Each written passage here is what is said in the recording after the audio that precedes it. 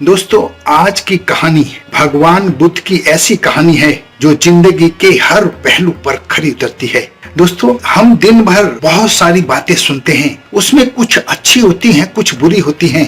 कुछ बातों को हम अनसुना कर देते हैं, कुछ बातों को दिल में बसा लेते हैं और उन्हें अपने जीवन में उतारते हैं। जिन बातों को हम जीवन में उतारते हैं, जिन बातों पर हम चलना शुरू कर देते हैं, वही बातें हमारे जीवन को प्रभावित करती हैं। वे धीरे धीरे हमारी आदतें बन जाती हैं और अंततः हमारे स्वभाव में सम्मिलित होकर हमारे जीवन को चलाने लगती हैं।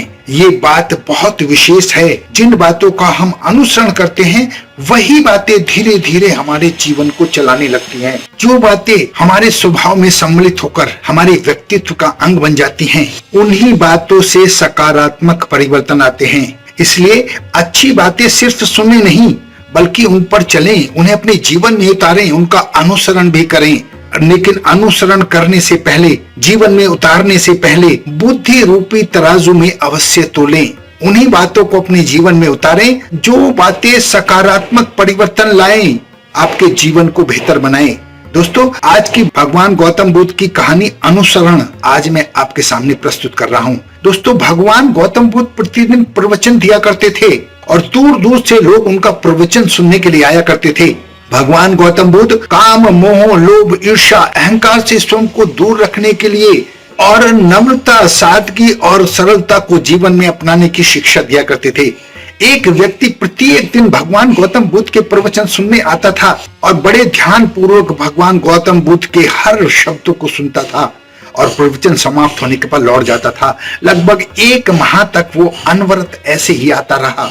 एक दिन वो प्रवचन सुनने के बाद वहीं रुक गया और भगवान गौतम बुद्ध के पास गया और उनसे कहने लगा कि भगवान, मैं 1 महीने से आपके प्रवचन निरंतर सुन रहा हूँ, लेकिन मुझ पर कुछ असर नहीं हो रहा है। भगवान गौतम बुद्ध ने उसे अपने पास बैठा लिया और उससे पूछा, कहाँ के रहने वाले हो? तब उसने कहा कि यहाँ से 2.5 कोस दूर एक गाँव है, मैं वहाँ का रहने वाला हूँ। तब भगवान गौतम बुद्ध ने कहा कि आते जाते कैसे हो? उस व्यक्ति ने कहा, कभी पैदल, कभी घोड़ा गाड़ी और कभी बैलगाड़ी से। तब भगवान गौतम बुद्ध ने उससे कहा कि तुम अपने गांव बिना चले बैठे बैठे जा सकते हो क्या? उसने कहा, नहीं, यह असंभव है। तब गौतम बुद्ध ने उससे कहा कि यही जीवन का सार है, यही मेरे प्रवचन का मूल मंत्र है।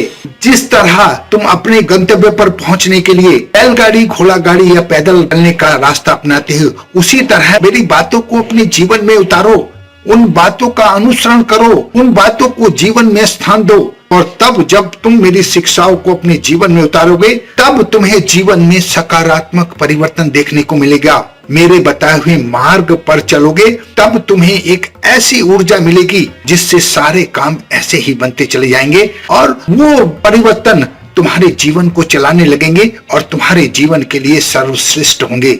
व्यक्ति को भगवान गौतम बुद्ध की बातें समझ में आ गई और उसने निर्णय किया कि वह भगवान गौतम बुद्ध की बातों का अनुसरण करेगा, उन्हें अपने जीवन में उतारेगा, उनके दिखाए हुए मार्ग पर चलेगा और अपना जीवन बेहतर बनाएगा।